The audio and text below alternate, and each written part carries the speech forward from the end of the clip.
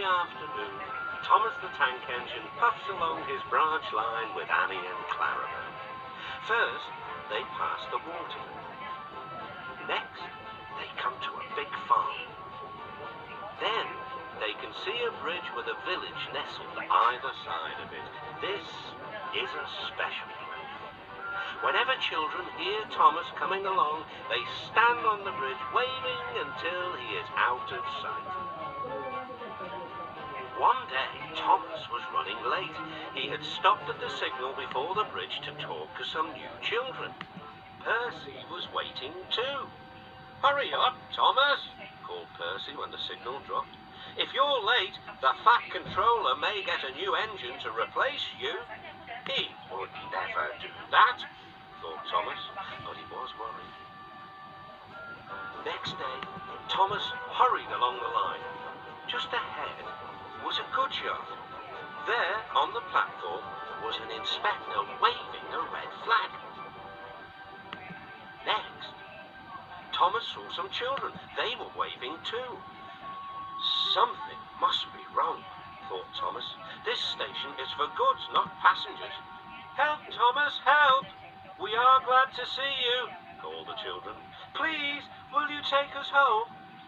The station master explained to Thomas's driver that the school bus had broken down and that all the parents would be worried if the children were late.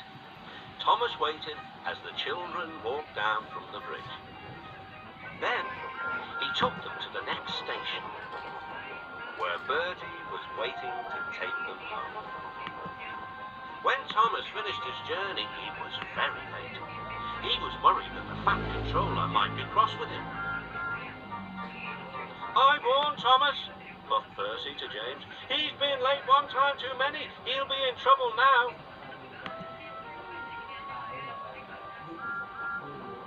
But next morning, the Fat Controller was nowhere to be seen.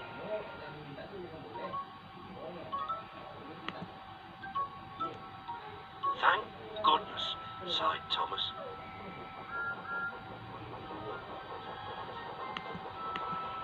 Thomas knows every part of his branch line, but just ahead was a stretch where the hot sun had bent the rails on the track. "Careful, Thomas," called his driver, but it was too late. "That's done it," said his driver. "We shan't get any further today." "But what about my passengers?" "Don't worry, they'll be looked after," replied his driver. While workmen repaired the line, Thomas had to shunt trucks in the yard. Bertie came to see him. "I understand you need my help again."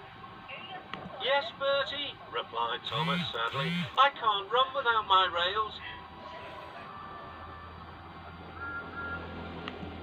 Bertie set off to collect Thomas's passengers.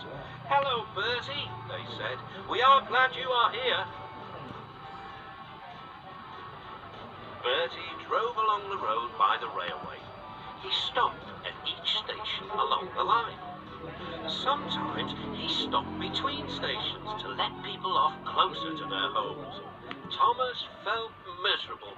"I've lost my passengers. They like Bertie better than me." The Fat Controller arrived.